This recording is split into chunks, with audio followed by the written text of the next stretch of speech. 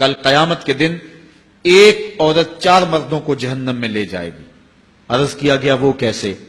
فرمایا ایک عورت کو حکم ہوگا جہنم کا تو وہ عرض کرے گی مالک میرے باپ کو بلایا جائے۔ باپ کو بلایا جائے گا، یا اللہ یہ میرا باپ ہے، میں اس کی بیٹی، میری تربیت کا جوہر اس کے ہاتھ میں تھا، آج جن بدکاریوں اور گناہوں کے سبب جہنم میں جا رہی ہوں اس کا ذمہ دار یہ ہے۔ وہ باپ جس نے اپنی بیٹی کو سب کچھ دیا، اپنی اولاد کی تعلیم کے لیے اپنے پلاٹ بیچ دیے، جائیدادیں فروخت کر دی، نہیں دیا تو دین نہیں دیا، کل قیامت کے دن وہ اللہ کے حضور کیا جواب دے گا؟ ارشاد ہوگا اسے بھی پکڑو، اس کے باپ کو بھی پکڑو اور جہنم میں لے جاؤ۔ عرض کرے گی نہیں مالک میرے بھائی کو بلایا جائے۔ بھائی کو بلایا جائے گا، مالک یہ میرا بھائی ہے، میں اس کی غیرت تھی، میں جن راہوں پہ چل کر کے تیرے عتاب اور تیرے قہر و غضب کی حقدار بنی اس کا ذمہ دار یہ ہے، اگر یہ مجھے روکتا، اپنی آبرو کی حفاظت کرتا، اپنی ناموس کا پہرا دیتا تو میں ان راستوں کی مسافر کیسے بنتی؟ میری خرابی کا ذمہ دار یہ ہے۔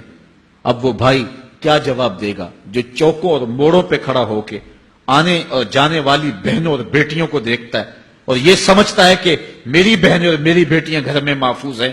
وہ قیامت کے دن کیا جواب دے گا؟ ارشاد ہوگا اسے بھی پکڑو، اس کے باپ کو بھی پکڑو، بھائی کو بھی پکڑو، جہنم میں لے جاؤ۔ عرض کرے گی نہیں مالک میرے شوہر کو بھی بلایا جائے۔ بلایا جائے گا، مالک یہ میرا شوہر ہے اور میں اس کی بیوی، میری تربیت کا جوہر ماں باپ کے بعد اس کے ہاتھ میں تھا اور اس کے پاس طلاق کی دھمکی ایسی چیز تھی، مجھے جو چاہتا منواتا اور جس انداز میں ڈھالنا چاہتا مجھے ڈھال لیتا، لیکن اس نے مجھے کبھی راہ حق کی طرف نہیں بلایا تھا۔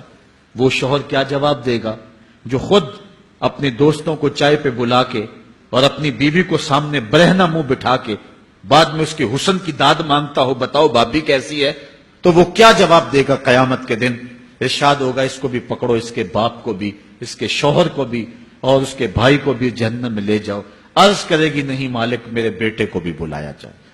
بیٹے کو بلایا جائے گا، مالک یہ میرا بیٹا ہے، میں اس کی ماں ہوں، میرے سینے میں اس کے لیے تڑپتی ہوئی ممتا تو نے رکھی تھی، یہ روٹ جاتا تو زندگی اجاڑ ہو جاتی، جو بھی چاہتا ضد کر کے منوا لیتا، مجھے کسی کے گھر کے برتن بھی مانجنے پڑے تو میں نے اس سے بھی گریز نہیں کیا، اس کی ہر فرمائش کو پورا کیا، اپنا زیور بیچ کے اس کی تعلیم مکمل کروائی۔